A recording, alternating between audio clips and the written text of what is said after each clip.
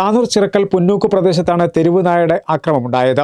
രാവിലെ വീട്ടുമുറ്റത്ത് നിൽക്കുകയായിരുന്ന 3.5 വയസ്സുകാരിക്കാണ് കടിയേറ്റത്. തലാശ്ശേരി മണികണ്ഠൻ ദിവ്യ ദമ്പതികളുടെ മകൾ അനൈകക്കാണ് പരിക്കേറ്റത്. കുട്ടിയുടെ പുറകോടിയാണ് കടിച്ചത്. കൈക്ക് ഗുരുതര പരിക്കേറ്റ കുട്ടിയെ തിരുജില്ലാ ആശുപത്രിയിൽ പ്രവേശിപ്പിച്ചു.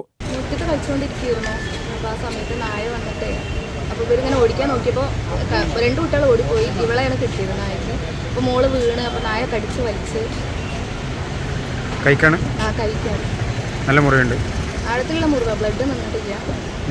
ആ പ്രദേശത്ത് നായകളെ ശല്യം ഉണ്ടോ? നായ്ക്കളുള്ള ഏരിയ തന്നെയാണ്. പക്ഷേ ഇങ്ങനെ ഒരു ഇത് ആദ്യമായിട്ടാണ്. ആഴ്ചകൾക്ക് മുമ്പാണ് താനൂർ മുക്കോല പര്യാപുര ഭാഗങ്ങളായി കുട്ടികളടക്കം 3 പേർക്ക് കടിയേറ്റത്.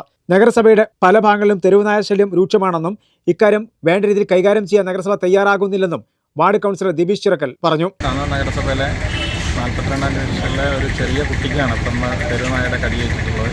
അപ്പോൾ കഴിഞ്ഞ 2 ആഴ്ച മുന്നേ മുക്കോലയിലും അതുപോലെ തന്നെ 2ാം ഡിവിഷനിലും ഒരു 3 പേർക്ക് ഇതേപോലെ തെരുവുനായയുടെ കടിയേറ്റിട്ടുണ്ടായിരുന്നു.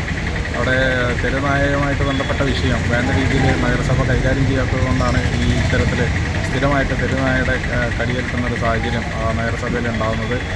നഗരസഭയിലെ തെരുവുനായകളെ പാർപ്പിക്കാൻ ഷെൽട്ടറോ അതുപോലെ തന്നെ ഇനി ഒരു തെരുവുനായ ആരെങ്കിലും കടിച്ചാൽ അതിനൊന്ന് ഒബ്സർവേഷനിലിടാനുള്ള സംവിധാനം പോലും താനൂർ നഗരസഭയിൽ ഇതേവരെയില്ല.